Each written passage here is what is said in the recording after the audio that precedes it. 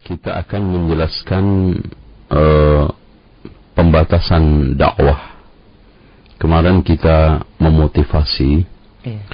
Barangkali motivasi itu disalahfahami kalau begitu kita dakwah tanpa batasan, kita naik mimbar tanpa etika. Dengan dari kemarin balik iya, jadi ini perlu kita dudukkan. Jadi siapa yang harus naik mimbar, siapa yang bisa menjelaskan kitab-kitab para ulama, siapa yang sekarang ini berhak untuk naik khutbah Jumat, dan siapa saja yang sekarang ini harus mendakwai temannya antar teman, ini perlu kita dudukkan. Masya Allah. Tapi bagi para pendengar, antum bisa berbicara atau berinteraksi secara langsung di 8236543 pada sesinya. Dan untuk selanjutnya kita simak kajian dari pembahasan ini, dan kepada Ustaz Zainul kita persilahkan. Fadhil Ustaz. Bismillahirrahmanirrahim. Innal hamdalillah nahmaduhu wa nasta'inuhu wa nastaghfiruhu wa nastahdihi wa na'udzu billahi min shururi anfusina wa min sayyiati a'malina. Man yahdihillahu fala mudilla lahu wa man yudlil falan tajida lahu waliyyan murshida. Asyhadu an la ilaha illallah wahdahu la syarika lahu wa anna Muhammadan abduhu wa rasuluhu la nabiyya ba'dahu. قال الله عز وجل يا أيها الناس اتقوا ربكم الذي خلقكم من نفس واحدة وخلق منها زوجها وبث منهما رجالا كثيرا ونساء واتقوا الله الذي تساءلون به والأرحم إن الله كان عليكم رقيبا. وقال عز وجل يا أيها الذين آمنوا اتقوا الله وقولوا قولا سديدا يصلح لكم أعمالكم ويغفر لكم ذنوبكم ومن يطع الله ورسوله فقد فاز فوزا عظيما. فإن خير الحديث كتاب الله وخير الهدي هدي محمد صلى الله عليه وسلم وشر الأمور محدثاتها وكل محدثة بدعة وكل بدعة ضلالة وكل ضلالة في النار. Pendengar Radio Raja yang dimuliakan oleh Allah, ikhwani wa akhwati fillah, terutama pendengar setia kaji kitab Syekh Fadl Ilahi seputar masalah Rakaisud Da'wah di dalam acara meniti Mutiara Dakwah Salaf. Pada kesempatan kali ini kita bahas jam 2 sampai asar insyaallah. Nanti kita akan lanjutkan mungkin setelah salat beberapa saat untuk tanya jawab. Semoga ini semuanya tidak mengurangi khidmah pendengar sekalian. Dan untuk berikutnya kita akan kembali normal, yaitu jam 4:30 sampai maghrib insyaallah. Pada pertemuan-pertemuan dan juga kajian yang lalu, kita memotivasi pendengar sekalian untuk berdakwah dengan berbagai nas, baik dari Al-Quran maupun Sunnah, serta sirah sahabat ridwanullahi alaihim. Bukan berarti ini kita sembarangan berdakwah. Dakwah itu ada dua macam, yaitu yang pertama adalah dakwah ammah, yaitu mendakwai orang secara umum lewat mimbar masjid, lewat khutbah, menulis, dan menjadi pengajar, membedah kitab, mengkaji kitab, serta menguraikan beberapa ayat-ayat Allah dan hadis-hadis Rasul. Ini jelas tidak boleh sembarangan orang. Ini harus dilakukan oleh orang yang mumpuni, Ini harus dilakukan oleh orang-orang yang kapabel. Karena masalahnya nanti kalau sudah mimbar atau majlisul ilm tidak lepas dari pertanyaan-pertanyaan yang mengarah kepada fatwa. Sementara Rasulullah SAW mengatakan, man uftiya bighairi ilmin fa ithmuhu 'ala alladhi aftah. Dan orang yang paling berani mengeluarkan fatwa adalah orang yang paling jahil sebetulnya, paling bodoh. Dengan demikian yang kita maksud, sebagaimana yang telah dijelaskan oleh Dr. Fadl Ilahi di dalam kitabnya ini, yang dimaksudkan ballighu anni walau ayah ud'u ila sabili rabbika bil hikmah kuntum khaira ummatin ukhrijat linnas. Nas-nas ini ditujukan kepada awamul muslimin, yang dimaksud adalah dakwah di lingkaran dia sekitarnya. Contoh di sekitar keluarganya. Ketika anaknya atau istrinya kita lihat minum dengan tangan kiri, masuk harus panggil ustadz. Ya ustadz, tolong anak panggil antum ceramah, karena saya ngelihat istri saya minum tangan kiri. Nggak perlu. Dan anak nggak usah negur deh, biarin istri saya minum dengan tangan kiri, karena anak belum ustadz. Atau mungkin melihat istri kita tidak sholat, atau sebaliknya istri melihat suaminya tidak sholat, atau merokok. Ini kan tidak butuh ustadz. Itu jelas hukumnya merokok, meninggalkan sholat, tidak memakai jilbab. Hal-hal yang kita dapatkan di sekitar keluarga kita, anak kita, istri kita, mungkin di dalam tempat dagangan kita, ada orang yang makan atau minum dengan tangan kiri, ya, itu kan tidak harus kita panggil ustaz, karena hal itu merupakan suatu hal yang wadih. Atau di tempat kerja kita, ya. Nah, inilah yang kita maksud ballighu anni walau ayah. Dengan demikian, qul hadhihi sabili ad'u ila Allah ala basiratin ana wa man ittaba'ani wa subhanallahi wa ma ana minal musyrikin. Ilmu Islam yang terkait dengan pengajaran-pengajaran yang sifatnya darurat. Contoh kalau kita lihat keluarga kita tidak puasa Ramadan. Puasa Ramadan dan kewajiban puasa Ramadan itu ma'lumun minad dini bid-darurah. Semua orang tahu. Sekarang sebagai seorang suami atau siapapun yang mendapati di tengah keluarganya, entah itu orang tuanya atau pamannya, bibinya, mendapati tidak puasa, maka tidak ada alasan, saya biarin aja deh, saya kan belum ustadz, saya kan belum menjadi da'i, dan ini kewajiban seorang ustadz dan da'i. Tidak.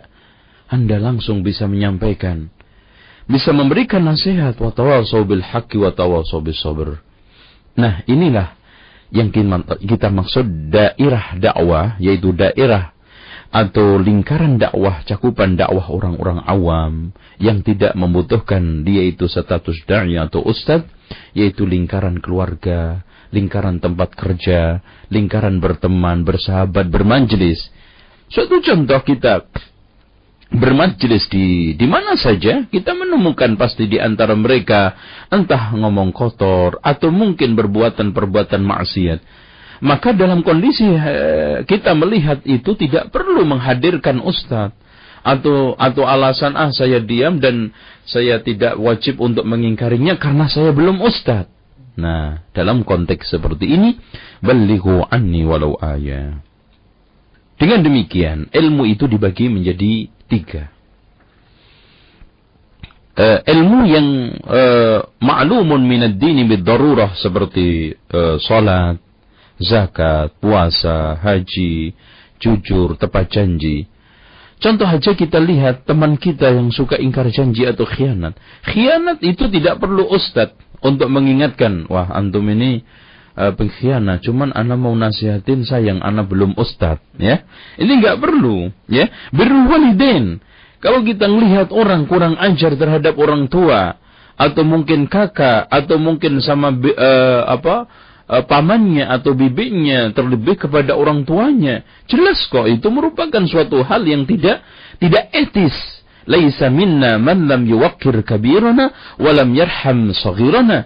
Bukan termasuk golongan kami orang yang tidak menghormati yang tua dan menyayangi yang muda. Dan sayang ini akan muncul ketika yang muda itu menghormati.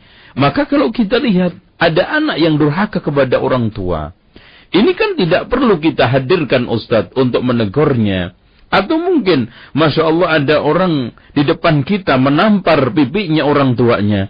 Wah sayang, anak belum Ustadz. Kalau udah Ustadz, gue larang nih. Nggak perlu kan?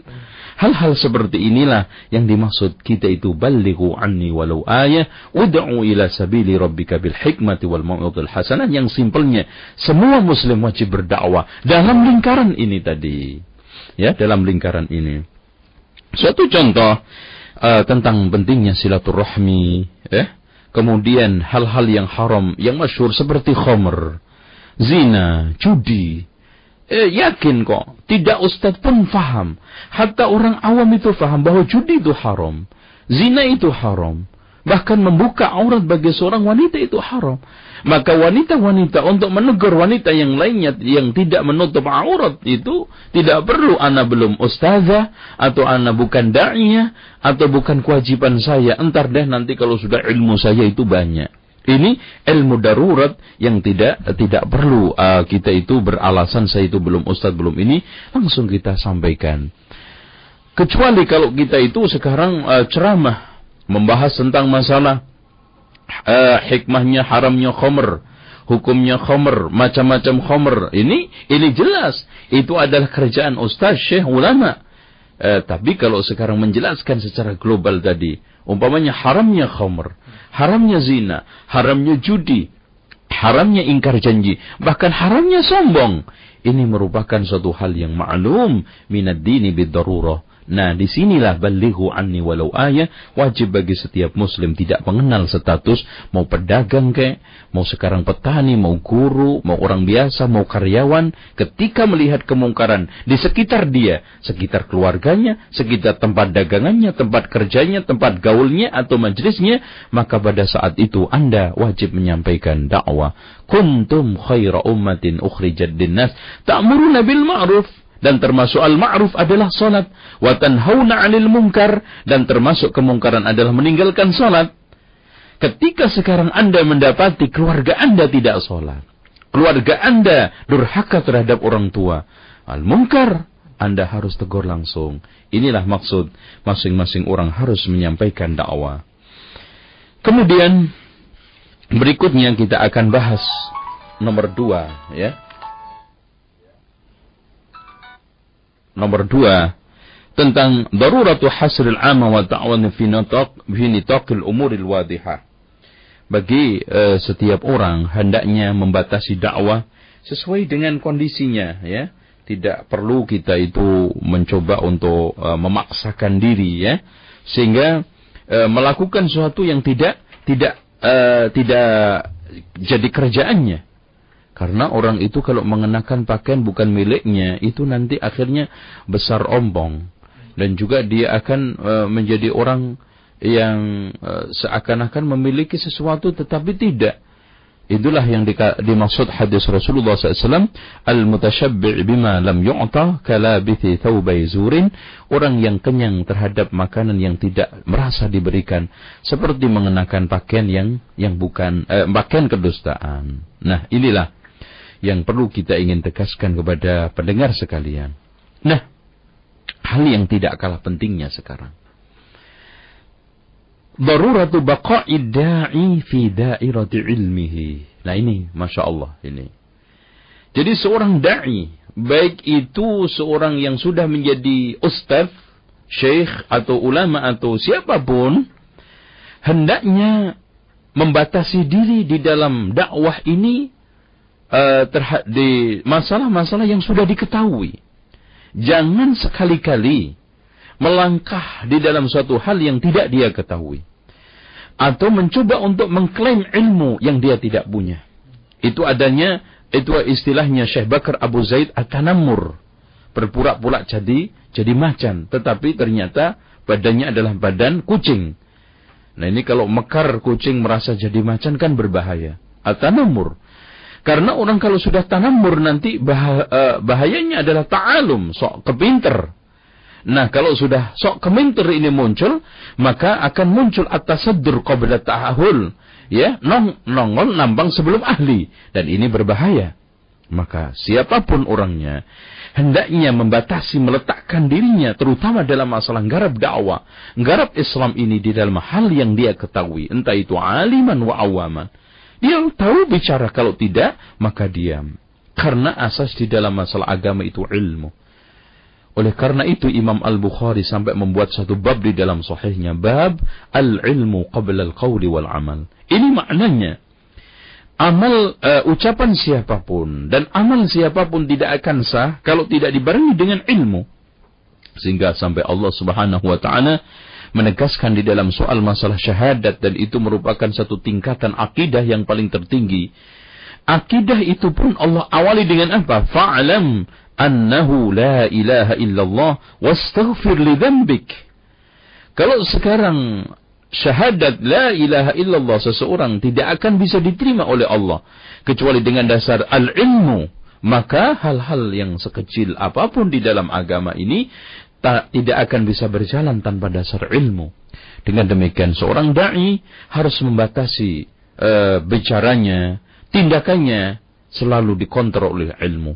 Tidaklah berbicara kecuali berbicara atas dasar ilmu, dan tidaklah bertindak kecuali tindakan itu telah dikontrol dan didasari atas pengetahuan yang cukup. Dengan demikian Syekh Al-Allama Al-Aini mengatakan, arada anna syai' yu'lam awalan thumma yuqal wa yu'mal bihi wal ilmu muqaddamun alaihi ma bidzat. Katanya Al-Allama Al-Aini di dalam syarah menjelaskan tentang tarjamah bab di dalam Sahih Bukhari tadi, beliau mengatakan hendaknya yang didahulukan segala sesuatu itu ilmu, dan hendaknya thumma yuqal wa yu'mal bihi, dia berbicara baru setelah itu beramal, karena ilmu itu didahulukan sebelum berucap sama beramal. Bahkan Syekhul Islam Ibn Taymiyah menukil dari Mu'adz bin Jabal, dia mengatakan al-ilmu imamul amal wal amal tabi'uhu. Ilmu itu adalah imamnya amal dan amal adalah pengikutnya.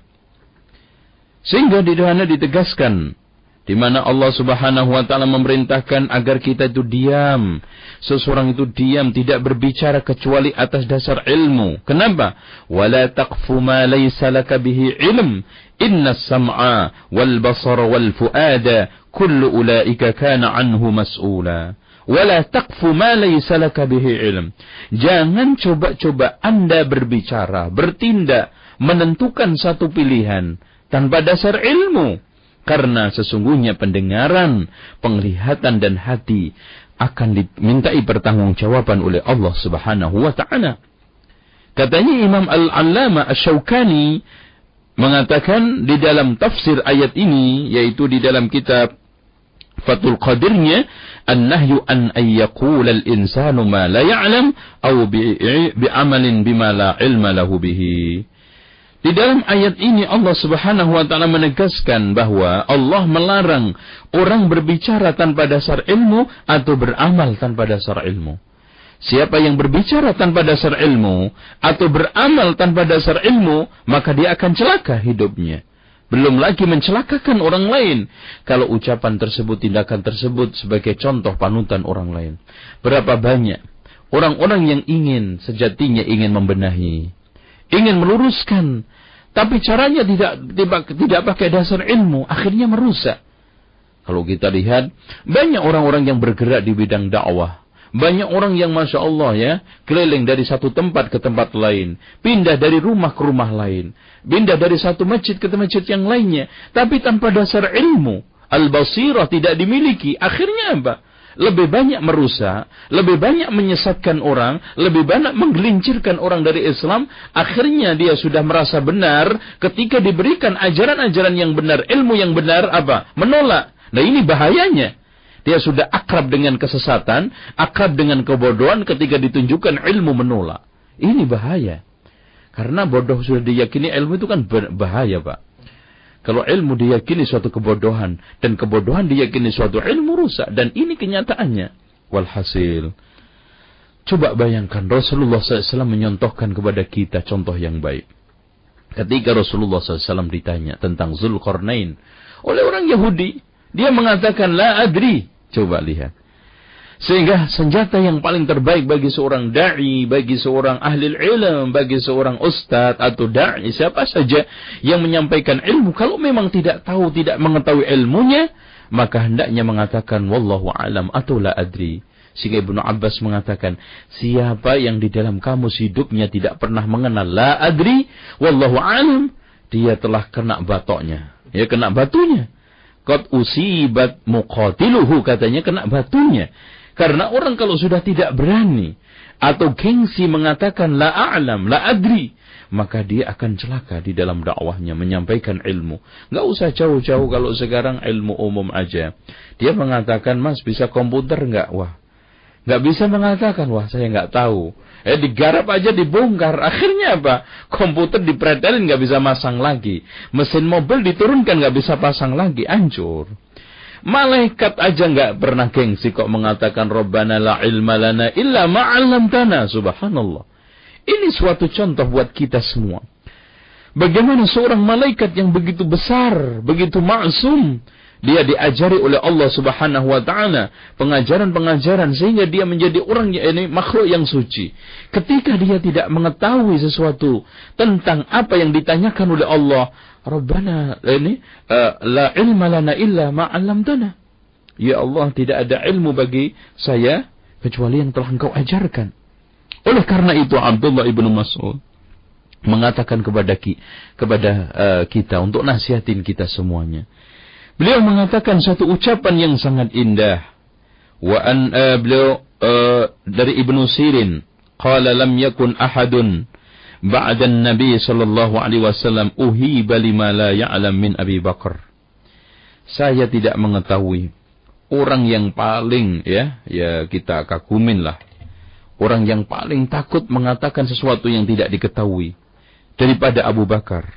Walam yakun ahadun ba'da Abi Bakar uhiba lima la ya'lam min Umar.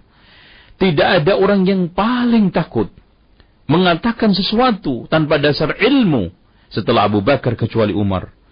Wa anna Abu Bakrin nazalat bihi qadiyah falam yajid fi kitabillahi minha asla. Setelah Abu Bakar menemukan satu masalah, ya, menghadapi satu problem agama, setelah tidak menemukan dari kitabullah, ya, wala fi sunnah, dan juga tidak menemukan hal itu di dalam sunnah, atharan, maksudnya asar, fajtahada ra'yahu, kemudian dia istihad, thumma qala, sambil mengatakan, hadza ra'yi, ini adalah pendapatku. Wa iyyakun sawaban faminallah, kalau itu benar maka ini datang dari Allah. Wa iyyakun khata'an faminni, dan kalau salah itu datang dari saya. Wa astaghfirullah, saya mohon ampun kepada Allah. Dan ini juga diucapkan oleh Abdullah ibnu Mas'ud di dalam banyak hal. Kalau orang yang paling terdepan di dalam masalah keilmuan Abu Bakar, Umar, mengatakan seperti itu, Abdullah ibnu Mas'ud siapa yang meragukan keilmuannya? Ketika dia beristihad pun tidak menemukan dalil dari Alkitab wa Sunnah, dia beristihad sambil mengatakan, kalau memang ini benar maka datang dari Allah, dan kalau salah itu datang dari diri saya, dan saya minta ampun kepada Allah Subhanahu wa ta'ala. Suatu hal yang indah, seperti yang ditegaskan oleh malaikat saat ditanyai tentang sesuatu yang terkait dengan ilmu-ilmu yang diajarkan oleh Allah kepada Nabi Adam. Dengan tawadhu'nya malaikat itu mengatakan, la ilma lana illa ma'allamtana. Makanya Allah mengajarkan kepada kita semua, dan untuk pelajaran kita semua, para da'i terutama, para ustadz terutama, jangan suka memaksakan sesuatu yang dia tidak tahu. Memaksakan kita mengenakan pakaian, mungkin resikonya sobek. Memaksakan mengenakan sepeda motor, kita paksakan paling banter, mungkin bannya jebol. Tetapi kalau memaksakan sesuatu yang kaitannya dengan ilmu ad-din, maka yang jebol, yang rontok adalah agama. Perhatikan firman Allah surat Sad ayat 86. Qul ma as'alukum alaihi min ajrin wa ma ana minal mutakallifin. Katakan Muhammad, aku tidak minta kepada kalian satu upah, dan saya tidak termasuk orang-orang yang mutakallifin. Al-takalluf itu memaksakan sesuatu yang dia tidak bisa. Memaksakan sesuatu untuk menjawab sesuatu yang tidak tahu. Sehingga di sini Abdullah ibnu Mas'ud memesan, ya ayyuhan nas, wahai manusia, man su'ila an ilmin ya'lamuhu falyaqul bihi. Jika di antara kalian ditanya tentang ilmu tahu, maka katakan, wa man lam yakun 'indahu ilmun falyaqul Allahu a'lam. Jika ditanya tentang ilmu sementara dia tidak tahu, maka hendaknya mengatakan Allahu a'lam, fa inna minal ilmi ay yaqula lima la ya'lam Allahu a'lam. Termasuk ilmu, katanya Ibnu Mas'ud, ketika kita ditanya enggak tahu, mengatakan Allahu a'lam, itu ilmu sudah. Innallaha tabaraka wa ta'ala, karena Allah Subhanahu wa ta'ala mengatakan li nabiyhi sallallahu alaihi wasallam kepada nabinya, qul la as'alukum alaihi min ajrin wa ma ana minal mutakallifin. Wa ma ana minal mutakallifin. Kalau Rasulullah sallallahu alaihi wasallam aja sering mengatakan kan, kalau ditanya itu, kalau memang belum dapat wahyu, la adri, saya tidak bisa menjawab. Bahkan sampai ada teguran di dalam surat Al-Kahfi karena tidak mengucapkan insyaallah, ya. Itu menunjukkan bahwa Rasulullah sallallahu alaihi wasallam manusia besar, manusia tempat ilmu dan sumbernya hikmah. Ketika dia ditanya tentang sesuatu yang beliau tidak memiliki ilmunya, dia mengatakan la adri sampai wahyu datang. Satu kisah yang sangat menarik di sini saya akan ingin sampaikan. Di mana Rasulullah sallallahu alaihi wasallam pernah ditanya, ya Rasulullah, ayyul biqa'i khairun?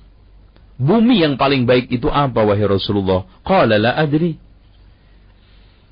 Faqala ayyul biqa'i syarrun ya Rasulullah? Bumi yang paling jelek itu apa wahai Rasulullah? Faqala la adri. Faqala sal rabbak. Tanya kepada Tuhanmu ya Rasulullah. Fa'atahu Jibril sallallahu alaihi wasallam. Faqala ya Jibril, ayyul biqa'i khairun? Rasulullah SAW tanya kepada Jibril, wahai Jibril, bumi yang paling baik itu apa wahai Jibril? Qala la adri. Jibril enggak tahu, la adri. Faqala ayyul biqa'i syarrun ya Jibril? Jibril juga mengatakan la adri. Faqala sal rabbak. Jibril, tanya sama Tuhan kamu. فانتفض جبريل انتفاضة كاد يصعق منها محمد صلى الله عليه وسلم وقال وما أسأله عن شيء فقال عز وجل لجبريل سألك محمد أي البقاء خير فقلت لا أدري ويسألك أي البقاء شر فقلت لا أدري فأخبره. Maka Allah Subhanahu wa ta'ala akhirnya menghabarkan setelah mendapatkan laporan dari malaikat Jibril, in anna khairal biqa'il masajid wa anna syarral biqa'i al aswaq.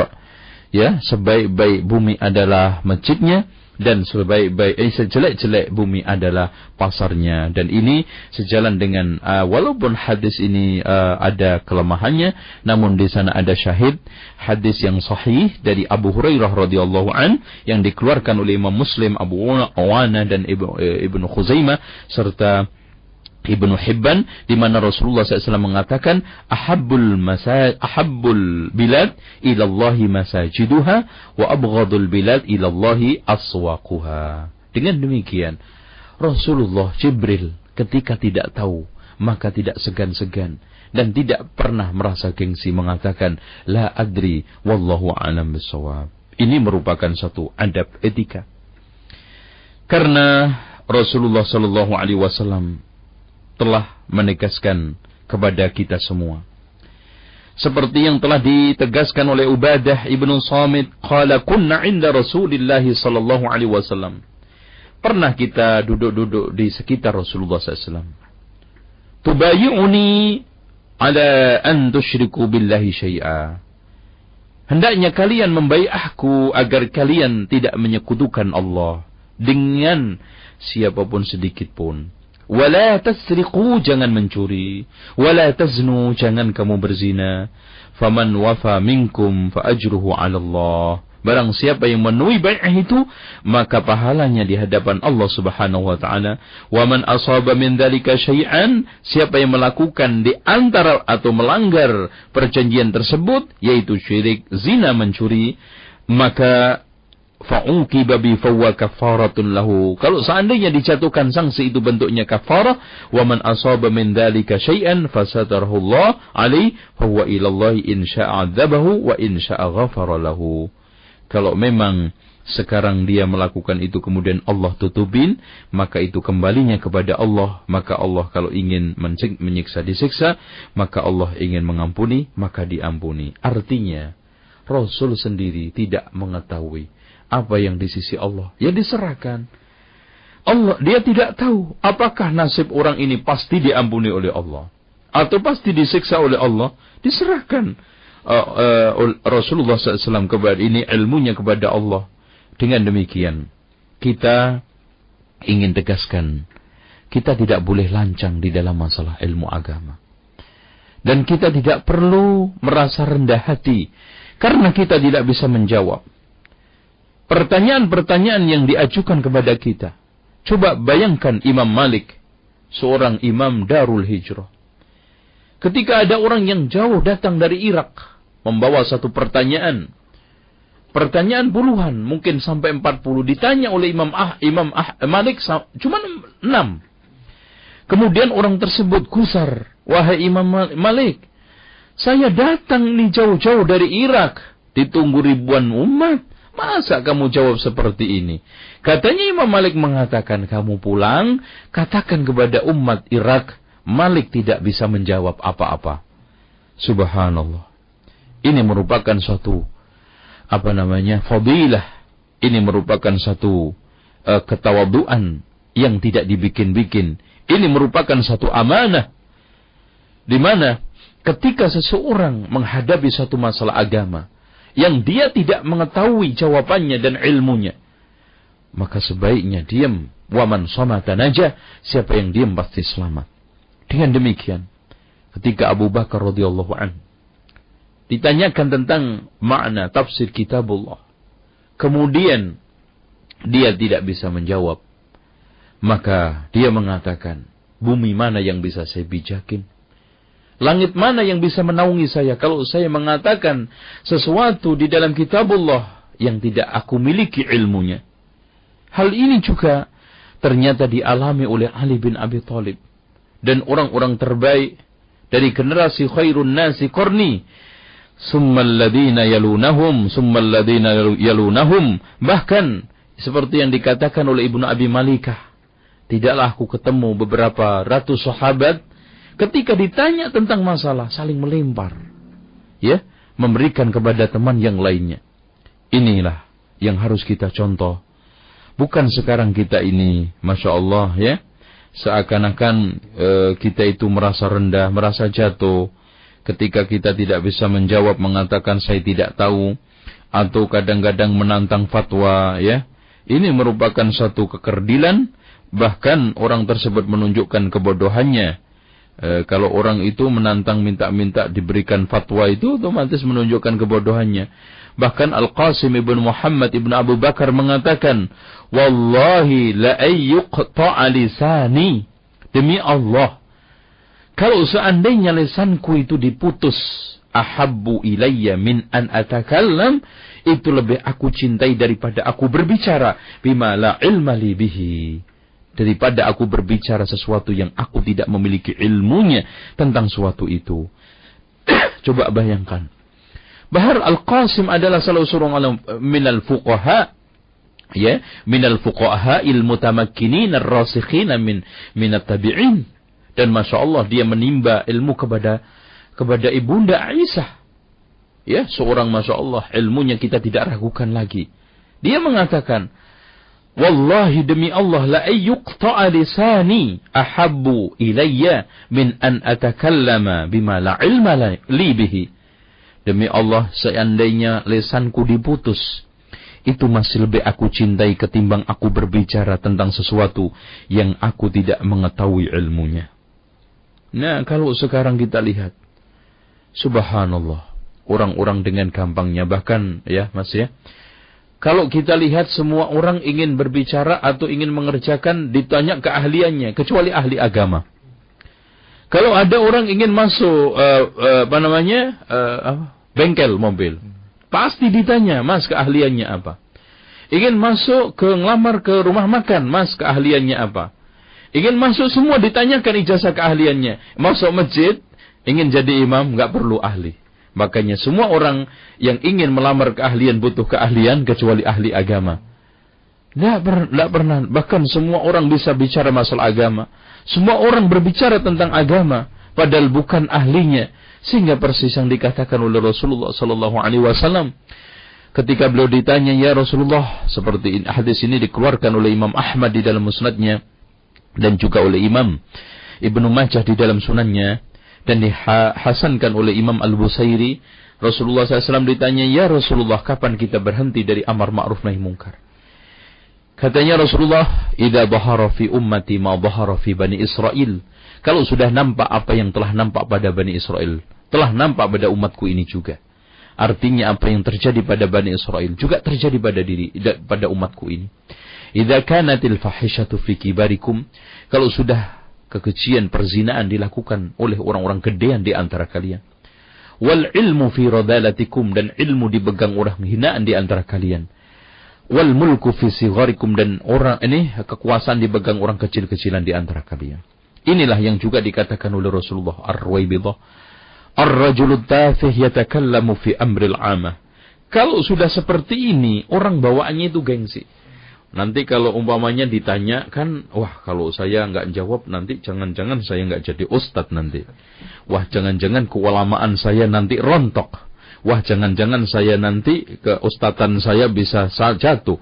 Saya jatuh dari singgasana ke ustadzan kan repot. Akhirnya itu muncul kalau orang sudah kerdil ilmunya, kecil ilmunya, dan sudah tidak percaya diri terhadap kemampuannya. Sehingga ilmu kalau sudah diyakini kebodohan atau kebodohan diyakini suatu ilmu, maka tunggulah itu kehancurannya. Wallahu a'lam bishawab. Inilah yang mungkin bisa kita sampaikan kepada pendengar sekalian.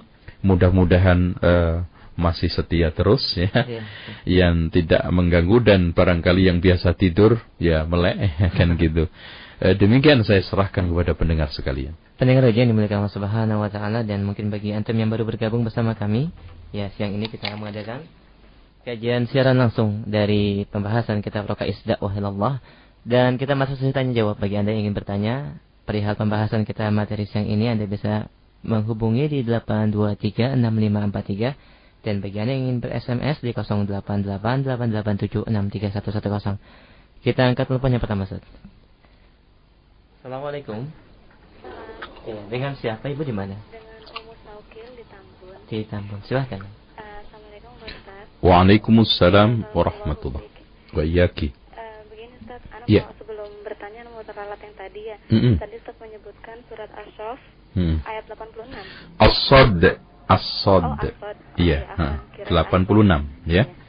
Pertanyaannya ya Ustaz, bagaimana ya Ustaz apabila kita suka menasihati seseorang karena orang tersebut sering melakukan kesalahan yang menyimpang dari syariat, tetapi orang tersebut tidak pernah berubah, apakah orang tersebut telah dikunci mati hatinya oleh Allah atau bagaimana ya Ustaz? Contohnya kesalahannya gimana Mbak? Misalkan dalam keluarga, contoh apabila dia seorang istri, dia tidak berbakti kepada suaminya. Atau dengan kesalahan-kesalahan sedikit suami itu, dia suka mungkin suka terlalu berani mungkin Masya sama Allah. suami seperti itu, atau mungkin sebaliknya lah. Anak kira seperti itu. Ya, cukup ya. Wa iyyaki. Waalaikumsalam warahmatullahi. Memang ada sebagian orang yang tamlek dengan nasihat. Ada orang yang tidak punya hati sensitif, walaupun perempuan. Walaupun aslinya hati perempuan itu lembut, perasaannya sensitif, dan gampang tersentuh. Tapi kadang-kadang ada di antara mereka yang sensitifnya dimanfaatkan untuk negatif, sementara untuk yang positif kebal. Seharusnya seorang mukmin dikatakan oleh Rasulullah SAW, innamal mu'min hayyinun layyinun sahlun. Masya Allah. Seorang mukmin itu hayyinun gampangan, layyinun lembut, sahlun ya Apa aja dipermudah lah gitu. Jangan yang sulit aja dipersulit, apalagi yang mudah aja bisa dipersulit, apalagi yang sulit. Jangan. Hendaknya kita permudah segala urusan dunia kita. Urusan dengan teman kita, terutama dengan suami kita. Kalau ini prinsip yang kita pegang, innamal mu'minu hayyinun layyinun sahlun. Seorang mukmin itu hayyin, Masya Allah, gampangan. Diajak, yang penting baik loh pokoknya. Mas, sekarang ini gimana ya? Contoh kita contohkan suami istri lah ya. Atau Abi, kita sekarang ini mude ya, mude. Ini mau duluan rumah saya atau rumah Abi? Ya udahlah, hayyinun, gampangan. Mau duluan rumah saya, mau kamu, yang penting pulang aja deh. Ya kan enak. Kadang gara-gara tegang ini kagak jadi pulang dua-duanya. Masya Allah, coba lihat. Keduanya contoh masalah pilihan sekolah. Atau mungkin pilihan pakaian. Atau makanan. Makanan kadang-kadang bikin streng. Kan yang penting ya sehat. Kemudian soal masalah sekarang sayurnya mau bayam kek, mau jagung kek, ya udahlah, hayyunun. Kemudian layyin, ketika kita menghadapi segala sesuatu, itu kita coba, kita bikin lemah lembut. Ya, apalagi Allah Subhanahu wa taala mencintai kelembutan. Faqula lahu qawlan layyina, coba ucapan yang layyin, perbuatan yang lain. Sahlun juga. Segala sesuatu usahakan kita permudah. Jangan dipersulit. Selagi tidak melanggar syariat, jangan dipersulit. Kita permudah. Karena kalau kita itu senang mendapati urusan yang mudah, cobalah ketika kita mendapati orang mengurusi suatu urusan, kita permudah. Ya, intinya kita prinsip kalau seandainya dia jadi saya atau saya jadi dia. Loh kan gitu. Sehingga dalam hadis Rasulullah SAW yang mulia, yang ini ingin saya sampaikan. Man ahabba ayyuzahzaha minan nar wa yudkhilal jannah falyati maniyatahu wa huwa yu'min billahi wal yawmil akhir falyati ilan nasi alladhi yuhibbu ayyuta ilaih. Masya Allah. Barang siapa yang ingin dijauhkan Allah dari neraka dan dimasukkan oleh Allah ke dalam neraka, hendaknya mendatangi maniyahnya mati dalam dimasukkan ke dalam surga, maaf kalau keliru, dimasukkan ke dalam surga, ya dikeluarkan dari neraka, dimasukkan ke dalam surga, hendaknya mendatangi kematiannya dalam keadaan dia beriman kepada Allah dan Rasulnya, dan mendatangi orang seperti dia senang didatangi, maksudnya menyenangkan orang lain, gampangi orang lain. Kalau saya dipermudah orang senang, loh kenapa aku nggak mempermudah orang lain? Kalau sekarang saya disenyumi orang itu senang, loh kenapa anak nggak senyum sama orang lain? Kalau sekarang saya kalau dipinjemin orang itu utang, terus baliknya itu tepat, loh kenapa sekarang kita tidak mengembalikan harta orang lain tepat pada waktunya? Itu senang. Harusnya seperti itulah konsep kita di dalam menjalani hidup bersama manusia. Intinya, ketika kita memandang orang lain, hendaknya kita camkan satu kalimat, kalau saya jadi dia. Nah, ini yang paling penting. Wallahu a'lam. Kita angkat kembali penelpon yang kedua. Assalamualaikum. Waalaikumsalam. Dengan siapa, Ibu, di mana? Dari Umu Albani di Cibarusa. Ya, silakan. Pak Ustadz, ini ya, dulu saya punya teman gitu, yang menyukai manhaj salaf. Tetapi ketika ada seorang salaf yang menyakiti hatinya, ya dia tuh merasa ini Pak, sakit hati gitu, dan kembali lagi kepada ustadznya yang dulu gitu, yang selalu menjelek-jelekan manhaj salaf gitu Pak. Jadi ketika saya nasihati, dia bilang pengajian di mana saja sama gitu, selama mereka berpegang pada Al-Quran dan Sunnah gitu. Pertanyaan saya ini, bagaimana saya menjelaskannya lagi? Itu saja, syukron. Ya, waalaikumsalam. Inilah dibutuhkan man ahabba lillah wa abghadha lillah wa a'ta lillah wa mana'a lillah faqad istakmala al-iman. Barang siapa yang cinta dakwah salaf ini karena Allah, maka dia tidak akan bisa dikeluarkan, ya, dan tidak akan bisa keluar dengan mudah sesakit apapun. Bahkan sakitnya dakwah itu merupakan bagian ujian yang harus dilalui dalam rangka untuk meningkatkan kualitas iman, di dalam rangka untuk meningkatkan kualitas komitmen, istiqomah. Lah kalau sekarang orang nanti kecewa balik, nanti bisa jadi orang keluar masuk. emang ini salesman untuk nawari barang apa? Kita keluar masuk pindah perusahaan sono nawarin barang sono. Ini nggak benar. Dakwah itu hanya satu. Kalau kita sudah yakin akan kebenaran sesuatu, nggak mungkin akan pindah-pindah. Maka ini menunjukkan ketidakikhlasan dia di dalam bermanhaj. Sehingga Rasulullah SAW mengatakan, "Thalathun la yaghillu bihinna qalbu mri'in mu'min." Ada 3 perkara yang membuat hati seorang mukmin tidak gampang dongkol. Yang pertama adalah ikhlasul amal lillah. Orang itu kalau sudah ikhlas beramal karena Allah, apapun resikonya, subhanallah akan diterabas. Coba lihat ketika Rasulullah sudah meyakini ya jalan dakwahnya al-haq. Abu Bakar, Umar, Utsman, Ali sudah meyakini bahwa mabda, prinsip agama yang dia yakini hak, maka apapun resikonya tetap dia istiqomah, dia itu tetap tegar dan dia tegak di atas itu. Nah, sekarang dia mengatakan bahwa semua pengajian sama, yang penting Quran hadis. Emang siapa mana aja juga Quran hadis. Kalau kita lihat LDI juga Quran hadis, bahkan mungkin Ahmadiyah juga Quran hadis, Katolojo juga Quran hadis. Nggak pernah kita permasalahkan Quran hadisnya, yang kita permasalahkan kan pemahamannya. Quran gak bisa salah. Kalau sudah Quran, hadis yang sahih juga gak mungkin salah. Tapi yang bisa salah adalah pemahaman. Dan kalau kita sudah meniti manhaj yang sahih, yaitu manhaj salafus saleh, yaitu manhajnya yang telah dititi oleh khulafaur rasyidun, sahabat, tabi'in, wa imamus sunnah, maka tidak ada pilihan lain kecuali kita hanya ihdinas siratal mustaqim, siratal ladzina an'amta 'alaihim ghairil maghdubi 'alaihim waladdallin. Wallahu a'lam. Baik, kita angkat telepon yang ketiga. Assalamualaikum. Waalaikumsalam warahmatullahi wabarakatuh. Dengan siapa Ibu, di mana? Dengan Meta di Depok. Iya, silakan. Begini Ustaz. Iya. Saya itu kan sekarang diberi kepercayaan untuk mengajar Iqra gitu di masjid. Iya, iya. Setelah itu di perumahan kami tuh kebetulan emang mau membina remaja. Iya. Nah, terus saya juga semalam itu diberi kepercayaan oleh DKM itu untuk memberikan materi ke remaja gitu. Padahal saya sudah nolak karena kan saya tidak punya background keagamaan yang kuat. Cuma alhamdulillah saya tuh suka baca dan suka cari-cari di internet, terutama misalkan tulisan-tulisan dari Al-Manhaj gitu, dari Manhaj yang seperti itu. Terus saya suka download dan suka saya print dan saya suka kasihkan ke teman-teman gitu. Nah, apa yang harus saya lakukan pada saat saya diberi kepercayaan seperti itu? Saya sendiri takutnya nanti saya salah dalam membimbing. Begitu aja. Syukran. Assalamualaikum. Waalaikumsalam. Cara yang paling tepat, kita batasi pembicaraan atau ceramah kita di remaja di dalam hal yang telah kita ketahui. Umpamanya kita ingin batasi penjelasan tentang umpamanya kenakalan remaja dan dampaknya.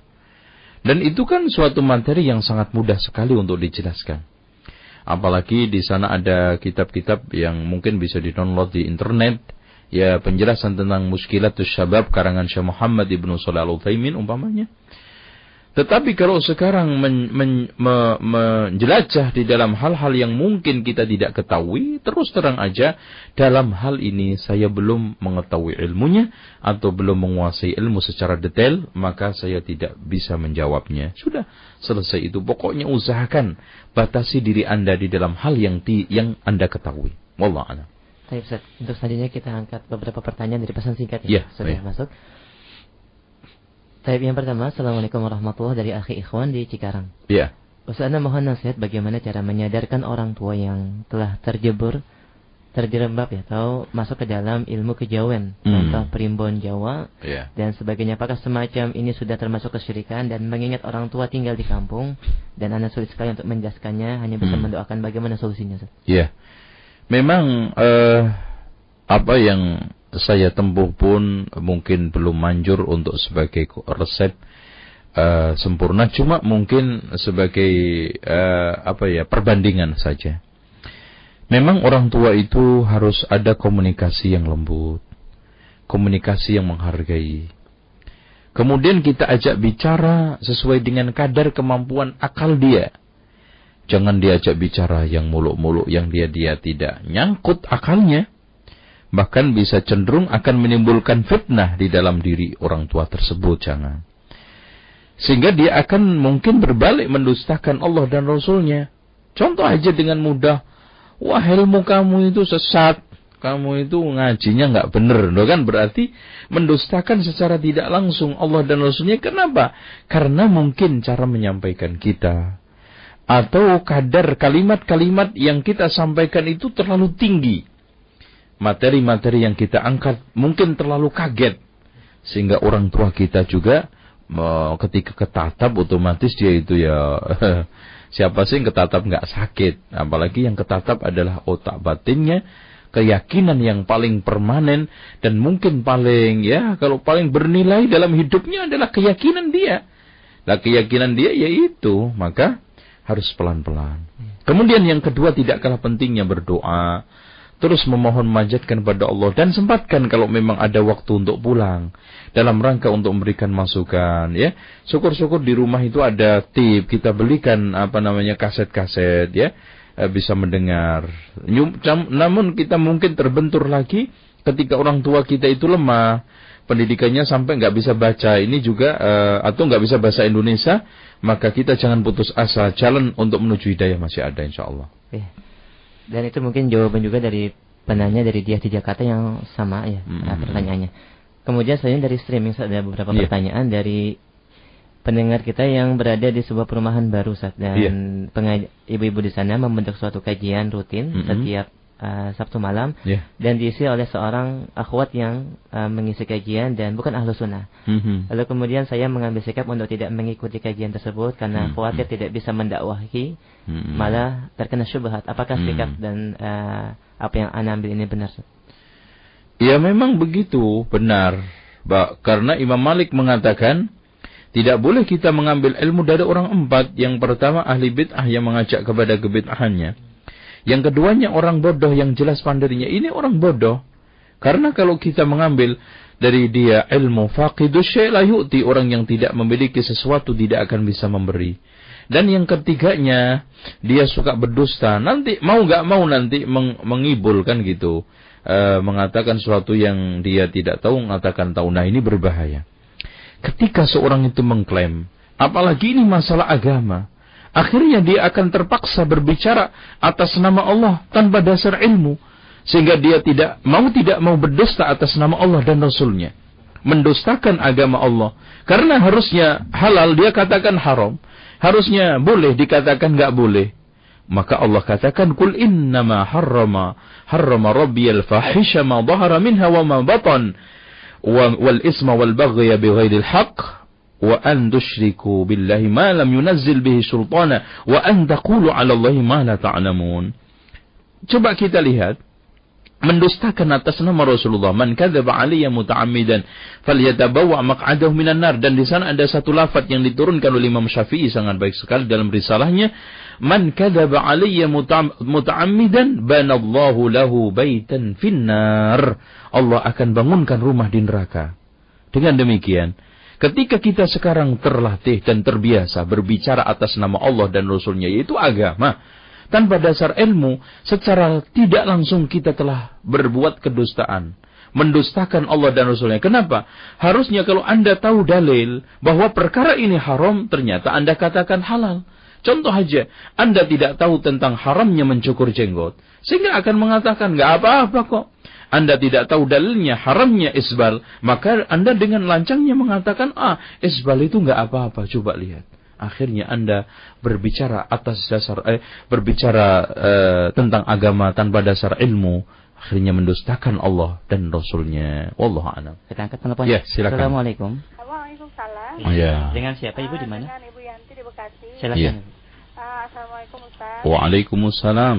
Gini Ustaz, Anda kan punya keluarga masih agama Nasoro semuanya ya. Iya, Nah, Masya Allah. suatu saat Ibu terkena ini penyakit darah tinggi. Nah, karena saya bisa berbekam, saya tawarkan dia untuk berbekam.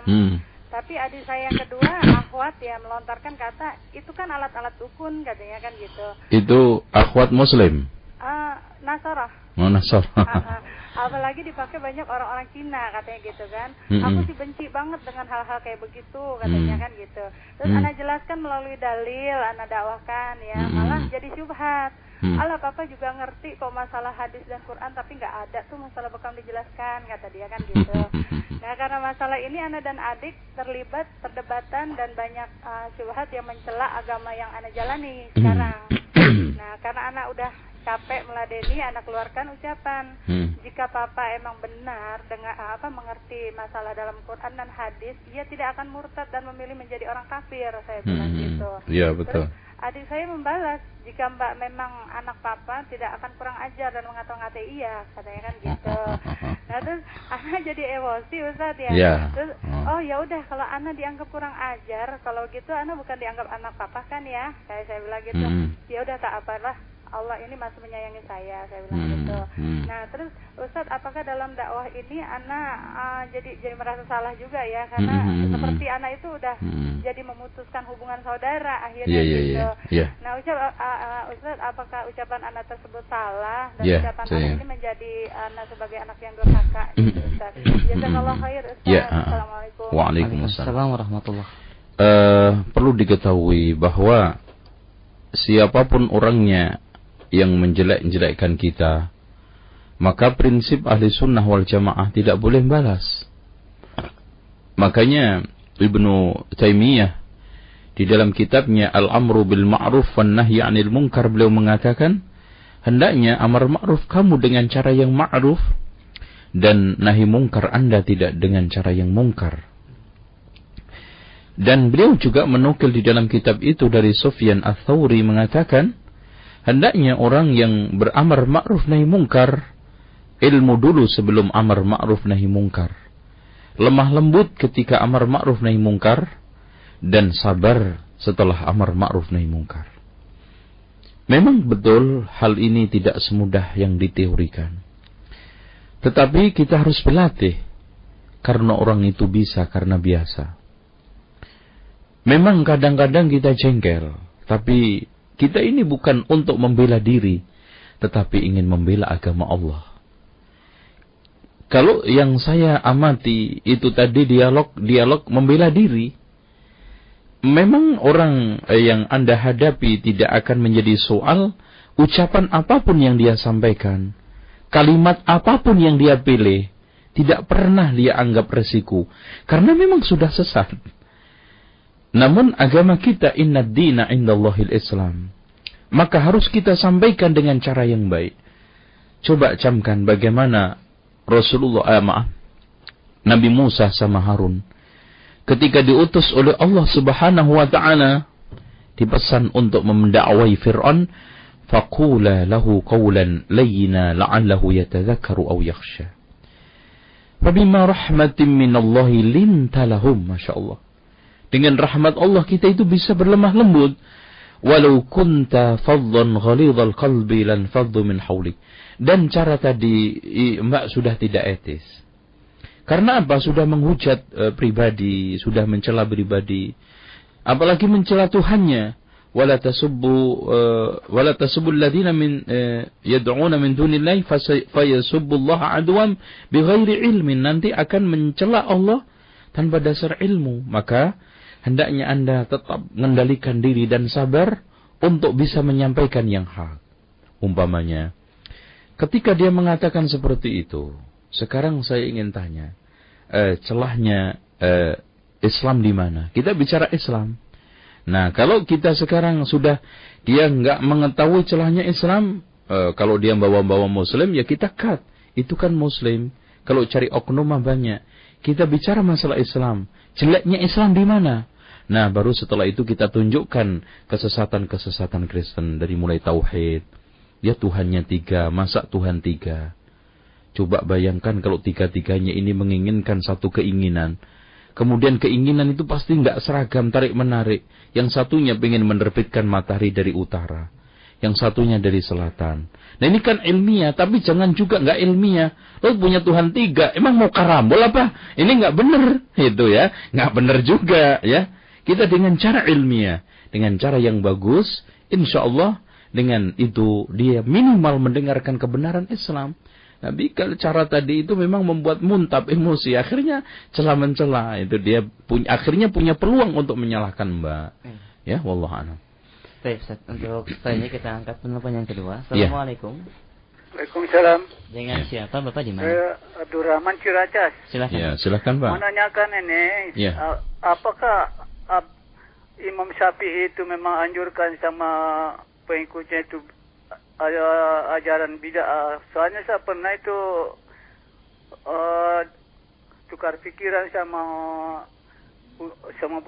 pengurus masjid di Al-Barkah di Ciracas itu. Tanya dia jawabnya begini, situ kan ajaran Maliki, saya kan ajarannya Syafi'i.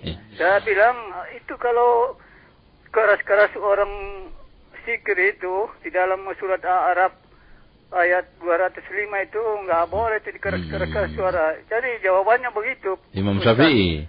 Jawabannya begitu. Iya, dia bilang situ ajaran Maliki, kalau saya kan Syafi'i. Jadi makanya saya jadi bingung, apa memang Syafi'i ajarin anak seperti itu.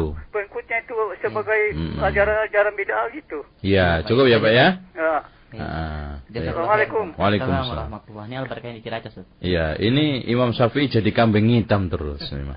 Memang betul Pak, bahkan kalau kita dialog di daerah saya Lamongan, mitoni katanya Imam Syafi'i, mentok-mentok paling wali songo, 7 bulanan Imam Syafi'i, tahlilan Imam Syafi'i, Maulid Nabi Imam Syafi'i siapa, di mana kitabnya, dan penjelasan penukilan riwayatnya di mana. Dengan demikian, kalau kita ingin mempelajari madhab Imam Syafi'i dengan benar, baca di dalam kitab baca di dalam kitab Musnad Imam Syafi'i, hadis-hadis yang diangkat semua bertentangan dengan yang mereka nisbatkan. Bahkan dari sisi akidahnya, manhajnya bertentangan. Yang jadi masalah di kita ini Pak, fikihnya ngambil Imam Syafi'i, akidahnya Asy'ari, tasawufnya Ghazali, akhlaknya mungkin Ghazali juga, kadang Maturidi, mungkin ekonominya ya Yahudi kan gitu. Akhirnya satu ajaran yang campur aduk, nggak karu-karuan. Padahal kita itu sudah diajarkan oleh Allah dan Rasulnya di dalam tata cara beragama, sudah masya Allah enak dengan Allah Subhanahu Wa Taala. Konsep al-yawma akmaltu lakum dinakum wa atmamtu alaikum ni'mati wa raditu lakumul Islam madina. Itu masya Allah. Cuma memang orang ada kurang puas dengan kesempurnaan Islam, sehingga ditambah-tambahi dengan tambahan itu supaya dia keren, dinisbatkan kepada Imam Syafi'i. Wasyafi'iyyu bari'un minha. Syafi'i berlepas diri dari itu semuanya. Wallahu a'lam. Iya, artinya kalau seandainya kaum muslimin benar-benar mengikuti Imam Syafi'i, tentu mereka dekat sekali dengan sunnah ya. Iya, pasti itu. Karena beliau mengatakan, in sahhal haditsu fa huwa madhhabi. Kalau kamu menumbuhkan hadis yang sahih, itulah madhabku. Subhanallah. Baik, kita angkat penelpon yang ketiga, sesi yang kedua ini. Assalamualaikum. Waalaikumsalam. Iya, dengan siapa Bapak di mana? Dengan Pak Samsul. Iya, silakan. Pak Samsul di mana Pak? Di Cimanggis. Cimanggis, silakan Pak. Ustaz. Gimana menyikapi ini Ustaz? Mas saya dengar ini waktu khotib Jumat itu Ustaz. Masalah maulid itu Ustaz. Iya. Ya, khotibnya nyampaikan gini. Udahlah yang senang maulid ya, tidak senang ya udah. Tapi jangan yang nggak senang bid'ah-bid'ahkan. Itu mau jalan pintas untuk ngelak itu Pak. Nyikapi seperti ini terus. Iya, cukup ya Pak ya. Assalamualaikum. Waalaikumsalam warahmatullahi. Ini sebetulnya Pak bahasa lain dari lakum dinukum waliyadin. Lana a'maluna walakum a'malukum. Padahal orang Islam itu kan asasnya watawasau bil haqqi watawasau bis sabr. Ad-dinun nasihah. Bahkan kegembiraan seorang muslim ketika bermuamalah dengan saudaranya, bertemu dengan saudaranya adalah mau memberikan nasihat. Bahkan dalam hadis Rasulullah SAW tadi yang sudah saya sampaikan, falatun la yaghillu bihinna qalbu mri'in mu'min. Yang pertama kan ikhlas, yang kedua munasahatu latil amri, dalam lafaz lain al munasahah likulli muslimin. Kemudian luzumul jamaah. Dengan demikian kalau ada trik-trik membatasi diri, nggak mau berbicara masalah agama, tidak mau berdialog dalam masalah agama, atau tidak mau membicarakan masalah soal-soal hukum agama, atau marah kalau diajak atau tersinggung keagamaannya ketika didiskusikan, ini merupakan ciri-ciri ahli bid'ah. Lah kalau memang al-haq itu kan satu, qala Allah qala Rasul, yang dipahami oleh Rasulullah, oleh sahabat khulafaur rasyidun, kemudian sahabat berikutnya, lalu tabi'in serta imam sunnah, yang telah dikatakan oleh Rasulullah, khairun nasi qarni thumma alladhina yalunahum. Tetapi kalau sekarang kita membatasi, kan itu lo punya agama sendiri, gue juga punya agama sendiri, lo punya keyakinan, gue juga punya keyakinan, udah deh, lo kagak usah bahas. Nah, ini kan lakum dinukum waliyadin. Nah, ini kan antara muslim dengan non muslim pantas. Ad-dinun nasihah, orang Islam harus terbuka mendapat ini, mendengar, ya, mengambil dan juga menyerap pemahaman kebenaran dari siapapun saudaranya. Wallahu a'lam. Ya, saat kita angkat pertanyaan dari pesan singkat, ya. Ya, Assalamualaikum warahmatullahi wabarakatuh. Dari Iman di Tebet, ya. Berkaitan tentang dakwah balighu ani walau ayat. Apakah dibenarkan berdakwah dengan perbuatan? Contohnya, mengerjakan salat sesuai dengan sunnah, dikarenakan kita kurang menghafal dalil dan penyampaiannya.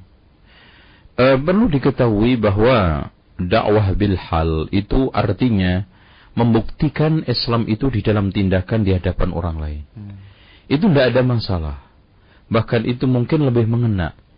Karena orang itu kadang-kadang menunjukkan bukti. Bahkan sebagian seorang da'i tumpul dakwahnya karena antara ucapan dengan perbuatannya tidak sinkron. Dan ini merupakan suatu hal yang bahaya. Karena masuk ke dalam firman Allah, "Atamuruna an-nasa bil birri wa tansawna anfusakum wa antum tatluna al-kitab afala taqilun." Adakah kamu memerintahkan satu kebaikan sementara melupakan diri kamu sendiri padahal yang baca Alkitab itu kamu? Apakah kamu tidak pakai akal sehat? Bahkan Rasulullah menegur dengan teguran yang keras. Di dalam hadis yang dikeluarkan oleh Imam Al-Bazzar, "Mathalul ladzi yu'allimun nasa al-khaira wa yansa nafsahu kamathalil qatilah tudhi'un nasa wa tahrik nafsaha." Perumpamaan orang yang mengajarkan kebaikan, melupakan dirinya sendiri, seperti lilin menyalam, menerangi orang lain sekitarnya, membakar dirinya sendiri. Wallahu a'lam. Pertanyaan selanjutnya dari pendengar kita yang ada di Purwakarta, dari Abu Farhan. Masya Allah, Purwakarta, nyampe ini ya. Alhamdulillah, barakallah fiik. Ustaz, bagaimana hukumnya jika seorang dai melarang mad'unya untuk hadir di majlisnya, belajar dengannya dikarenakan muridnya belajar dengan dai yang lain yang padahal sesama manhaj? Bagaimana Ustaz? Mohon penjelasannya. Ini turunannya Fir'aun itu. Ya, dia bilang, apakah kamu beriman sebelum saya kasih izin? Nah, Masya Allah. Itu beriman kok pakai izin gitu kan, nggak benar. Intinya sekarang, siapapun yang telah meniti manhaj yang sahih, kemudian orang tersebut mengajarkan dakwah sunnah dengan baik, pemahamannya lurus, maka tidak ada yang berhak melarangnya. Ya, dengan demikian siapapun yang berprinsip seperti itu, maka dia telah membentuk hizbiyah di dalam dakwah, apapun bentuknya. Maka kullu hizbin bima ladaihim farihun, itu bisa menimpa kepada siapa saja. Dan apalagi sampai kepada tingkatan gak mau ngucap salam atau gak mau sholat di belakangnya. Ini jelas dakwah hizbiyah seperti yang dilakukan oleh LDI Ahmadiyah. Gak mau sholat kepada jamaah yang lainnya. Ini sudah darah-darah khawarij. Karena siapapun yang tidak mau mengucap salam, atau orang datang aja dipel, atau gak mau dia sholat di belakangnya, ini merupakan satu kesesatan yang nyata yang harus kita hindarkan bersama-sama. Iya, dan mungkin itu jawaban dari pertanyaan yang bertanya tentang perihal LDI saja. Oh iya. Yang mereka kesalahannya dari disebutkan. Baik, satu SMS lagi kita baca. Assalamualaikum warahmatullahi wabarakatuh. Semoga Ustaz selalu dilindungi dengan Allah Subhanahu wa taala. Iya. Ada seorang khatib Jumat pada khutbahnya mengatakan risalah Rasulullah sallallahu alaihi wasallam ada yang belum sempat disampaikan pada umatnya, Ustaz. Iya. Maka kemudian disempurnakan para wali dengan berdalil surat Al-Ahzab ayat 21. Karena di situ fi'il mudhari'. Pertanyaan ana, apakah isi khutbah tersebut dibenarkan, Ustaz?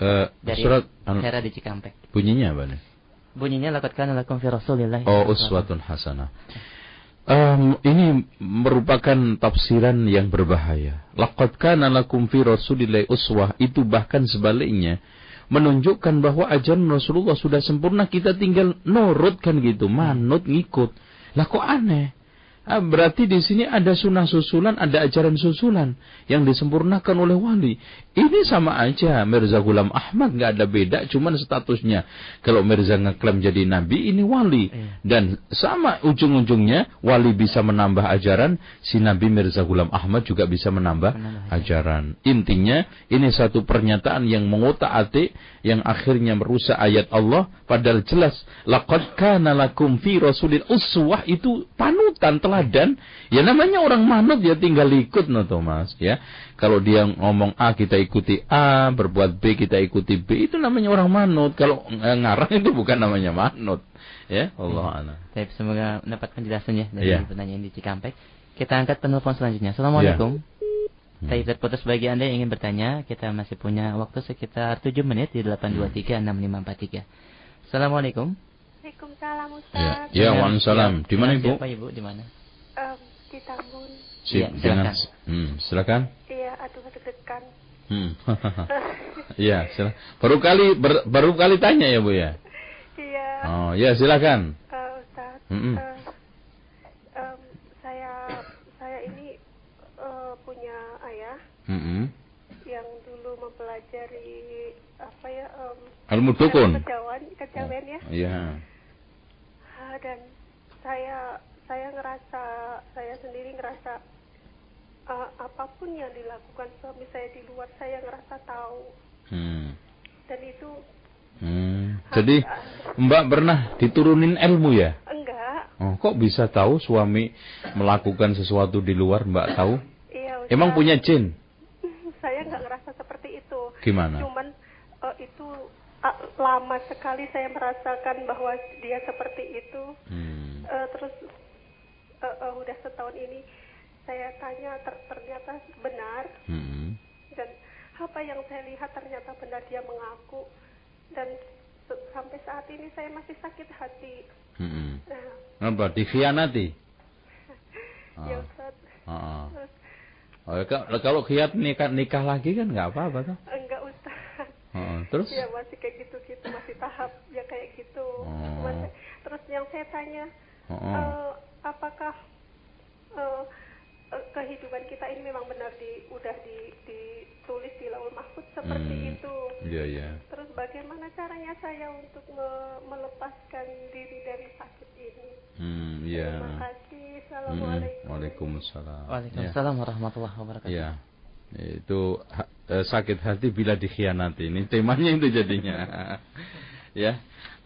Ibu, memang tidak semudah yang kita gambarkan orang bisa sembuh dengan mudah ketika dikhianati. Makanya di dalam Islam itu khianat itu merupakan suatu perkara yang tercela. Apalagi pengkhianatan kesucian. Tetapi kita tidak boleh terpuruk di dalam hal itu. Sehingga akhirnya kita hidup merenung, murung, tanpa ada solusi-solusi. Tanpa ada mencari untuk kunci-kunci selesai. Maka yang paling terpenting sekarang, bagaimana ibu bangkit untuk mencari jalan keluar. Dan kemudian setelah itu kita coba praktekkan pelan-pelan. Dan mencoba untuk mendekati suami. Karena apa? Karena suami yang seperti itu, kita tidak bisa menyalahkan dalam tanda petik bahwa pasti ada sebab-sebab di dalam. Mungkin karena dia merasa selama menikah kurang mendapatkan kebahagiaan yang dia inginkan. Dan ibu sendiri merasa mungkin telah memberikan cukup. Sehingga di sini ada miss kan? Iya, sehingga butuh komunikasi. Atau mungkin ada satu hal-hal yang menyebabkan dia kurang puas. Mungkin dari sisi bau badan, terus kemudian kaitan dengan dandanan, atau cara penyajian makanan. Hal-hal yang sepele mungkin ibu anggap, tapi itu masalah berat buat suami. Atau mungkin tampilan rumah yang mungkin semrawut. Ada orang yang memiliki tabiat rapi dan senang kerapian. Nah, hal-hal yang seperti ini tidak bisa kita hanya selesaikan dengan saling curiga. yang suami menyelesaikan dengan cara seperti itu salah, dan istri menyelesaikan dengan curiga juga salah, maka tidak ada cara yang paling baik kecuali komunikasi. Dan intinya kalau Anda ikhlas berumah tangga karena Allah, maka akan dihilangkan semua oleh Allah. Iya. Satu penelpon kembali satu. Iya. Terakhir kita angkat. Assalamualaikum. Waalaikumsalam. Dengan siapa Bapak, di mana? Dari Walsija ini. Di mana Pak? Di Ujung Harapan. Wah, Ujung Harapan mungkin. Utara. Ya, silakan Pak. Saya kan tinggal di lingkungan masyarakat yang jika ada maulid, itu diadakan pembacaan kisah Nabi. Jika potong rambut anak dibacakan rawi. Terus jika mau pergi haji itu diadakan acara ratiban gitu. Wah, kenyang dong Bapak itu. Selamatan terus. Jadi selama ini kalau saya dapat undangan, itu saya datang cuma niat saya itu silaturahim gitu. Wah, silaturahmi ya. Silaturahim apa silaturahmi, Pak? Silaturahim. Oh ya, ada. Terus bagaimana caranya untuk dakwah atau mensikapi agar supaya hubungan saya dengan masyarakat baik? Terus hubungan saya dengan Allah itu tidak menyalahi dengan cara Rasul Nabi. Betul, ini yang penting. Waalaikumsalam. Bapak penanya, semoga Allah Subhanahu wa ta'ala memberikan kekuatan dan ketegaran. Yang paling terpenting adalah ridha Allah. Man talaba ridallah bi sakhatin nas radhiyallahu anhu wa ardan nas alaihi. Barang siapa yang mencari keridhaan Allah dengan konsekuensi dicela, dimurka, dimusuhi manusia, maka Allah ridha kepadanya, dan suatu ketika Allah akan buat manusia senang terhadapnya. Langkah yang kedua, setelah kita sudah mantap cari ridha Allah, itu tujuan yang jelas. Sementara cari senangnya manusia itu enggak ada habisnya, Pak. Nah, yang saya sangat sayangkan, Bapak bersikap itu tidak menyelesaikan masalah. Karena mereka tidak akan pernah menganggap selesai selagi kita tidak seperti mereka. Maka ketika Bapak mencoba untuk bersikap tegas saja, akan berbalik. Yang sekian tahun kita bangun hubungan silaturahmi, Bapak coba melakukan aksi, tidak mengikuti sekali aja. Mungkin bulan-bulan atau tahunan yang selama ini kita bangun silaturahmi, tidak mereka anggap ada sama sekali. Maka Anda cari ridha Allah, semua akan selesai. Nah, sekarang triknya, kita untuk membentuk hubungan silaturahmi dan baik kepada tetangga masyarakat, kita tidak harus mengorbankan agama kita, Pak. Nah, caranya bagaimana? Dalam hal urusan yang bid'ah tadi kita tegas. Maulid Nabi kita tidak hadir. Dalam masalah selamatan tidak hadir, tahlilan tidak hadir. Dalam hal-hal yang sunnah seperti mungkin walimah atau sosial yang mubah seperti ada acara-acara kemasyarakatan yang mubah itu kita hadir. Dengan demikian klaim dia tidak bermasyarakat atau tidak mau nyampur masyarakat dan yang lainnya akan hilang. Adapun tinggal sisa terakhir, Bapak bersikap tegas akan diciriin bahwa orang tersebut memiliki pemahaman yang dia yakini. Dengan demikian orang akan paham nanti, dia juga paling itu seperti itu. Ya, Bapak kalau dituduh jelek-jeleknya, ya agamanya lain paling gitu, atau Muhammadiyah paling kan gitu, atau Wahabi. Dengan demikian Anda jangan kecil hati. Kalau namanya dakwah, innal ladzina ajramu kanu minal ladzina amanu yadhakunu, sejak dulu, sejak zaman Rasulullah, innal ladzina ajramu kanu minal ladzina amanu yadhakun. Orang-orang jahat di zaman Rasul dulu terhadap orang mukmin itu ngeledek, mengetawakan, menjelek-jelekkan. Wa idza marru bihim yataghamazun wa idza qalabu ila ahlihim qalabu fakihin wa idza ra'awhum qalu inna haula'i ladallun. Tuh lihat. Ketika mereka melihat orang mukmin, mereka mengatakan, nah itu kan orang-orang sesat tuh. Itu sejak zaman Rasul, dan ini telah ditetapkan dalam ayat Allah yang mulia tadi yang saya baca. Jadi sabar, tegar insya Allah. Wallahu a'lam. Baik Ustaz, mungkin ini akhir dari kajian kita. Kesimpulan akhir Ustaz. Ya, dengan kaji kita pada jam 2 sampai sekarang, saya ingin sampaikan kepada pendengar sekalian.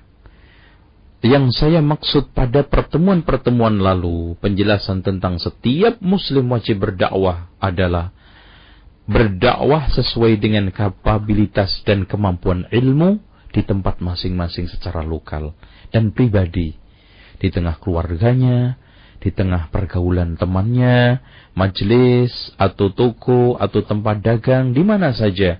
Saya kasih contoh, umpamanya ngelihat istrinya na'udzubillah ngerokok. Gak usah manggil ustadz atau biarinlah istri saya ngerokok karena saya belum ustadz. Nah itu. Tapi kalau sekarang dakwah artinya naik mimbar, berceramah, menyampaikan kajian, membedah kitab, menguraikan, mensyarah hadis, menafsiri firman Allah, jelas ini adalah kerjaan ahlul ilmi wal fadli dan orang-orang khusus yang tidak digarap oleh sembarangan orang. Intinya, jangan sampai kita itu at-tanammur, berpura-pura tampang macan tapi pada hakikatnya adalah kucing, dan kita akhirnya kecebur ke dalam satu kondisi ta'alum, pura-pura pinter tapi ternyata tidak, dan na'udzubillah at-tasaddur qabla ta'ahul, nampang sebelum ahli. Wallahu a'lam bishawab.